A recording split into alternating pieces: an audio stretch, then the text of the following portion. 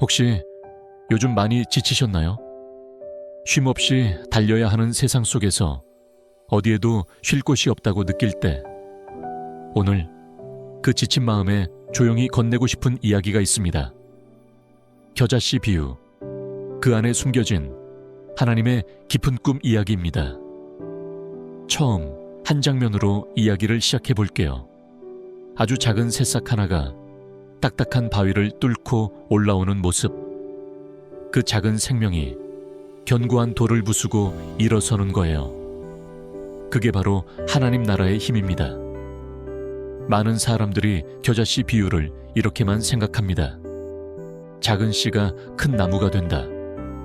하지만 진짜 핵심은 다릅니다. 크게 되는 것이 목표가 아니라 살아있는 힘, 생명력이 핵심입니다. 요한일서 5장 12절은 이렇게 말합니다. 아들이 있는 자에게는 생명이 있고 아들이 없는 자에게는 생명이 없다. 생명, 그게 전부입니다. 그리고 생명이 있는 곳에는 움직임이 있습니다. 히브리서 4장 12절, 하나님의 말씀은 살아있고 활력이 있다. 살아있다는 건 멈춰 있는 게 아니라 움직이고 자라고 변화를 만들어낸다는 뜻입니다. 생명이 있으면 자연스럽게 성장합니다. 강아지를 키우다 보면 알게 됩니다. 엉망진창 같아도 시간이 지나면 자연스럽게 자랍니다. 아이들도 마찬가지입니다. 억지로 다그칠 필요 없습니다.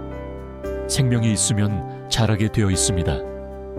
그리고 겨자씨 안에는 작은 꿈이 심겨 있습니다. 아무도 주목하지 않는 작은 씨앗. 그 안에 세상을 품을 큰 나무가 숨어 있는 거예요. 예수님도 나사렛이라는 작은 마을에서 시작하셨습니다. 사람들은 비웃었습니다. 나사렛에서 무슨 선한 것이 나올 수 있겠어. 하지만 하나님은 바로 그곳에서 세상을 구원할 꿈을 심으셨습니다. 하지만 조심해야 합니다. 크게 성장하는 것 자체가 목표가 되어버리면 안 됩니다. 느부갓네살 왕의 꿈을 기억하세요. 거대한 나무가 있었지만 결국 하나님의 심판으로 잘려나갔습니다. 겉으로는 거대해 보여도 뿌리가 하나님이 아니라 자기 영광을 향할 때 결국 무너집니다. 그럼 하나님이 겨자씨를 키우시는 진짜 이유는 무엇일까요? 마태복음 13장 32절, 공중의 새들이 와서 그 가지에 깃든다. 지친 새들이 깃드는 나무, 쉼터. 하나님은 거대한 제국을 세우고 싶은 것이 아니라 지친 영혼들이 찾아와 쉴 수 있는 쉼터를 원하십니다.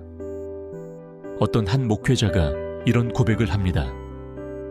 예전에는 교회를 크게 만들어야 한다는 생각에 빠져 있었다고요. 교회가 크고 눈에 띄어야 한다고 믿었던 시절이 있었다고 합니다. 하지만 지금은 압니다. 지친 영혼 하나가 쉴 수 있는 작은 가지가 훨씬 더 소중하다고 믿게 되었다고 고백합니다.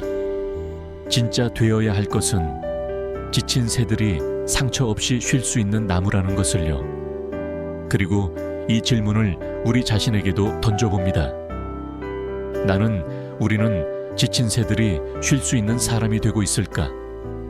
내 안에 숨겨진 가시들이 있어서 오히려 상처를 주진 않았을까? 작고 보잘것없는 겨자씨라도 괜찮습니다. 바위 같은 세상 속에서도 생명은 길을 찾습니다. 우리도 그렇게 누군가의 쉼터가 되는 삶을 살 수 있기를. 오늘 그 작은 씨앗 하나를 내 마음밭에 심어봅시다. 구독과 좋아요 부탁드려요.